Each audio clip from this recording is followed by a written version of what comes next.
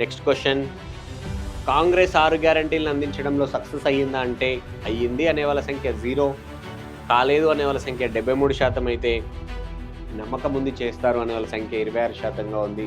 So పాలేరులో ప్రజల mood కొంత కాంగ్రెస్కు నెగటివ్గా అయితే చాలా స్పష్టంగా కనపడుతూ ఉంది. నెక్స్ట్ క్వశ్చన్కి వెళ్దాం. ఉచిత బస్సు ప్రయాణం పట్ల మీ అభిప్రాయం ఏంటి అంటే దాదాపు 70% మంది ప్రజలు నెగటివ్ అభిప్రాయం ఉంది, బాగోలేదు అని చెప్పారు.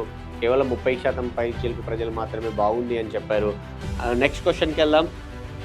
రైతు భరోసా, రైతు రుణమాఫీ పట్ల సంతృప్తిగా ఉన్నారా అని అడిగితే ఉన్నాము అనే వాళ్ళ సంఖ్య చాలా తక్కువగా ఉంది, 26% అయితే.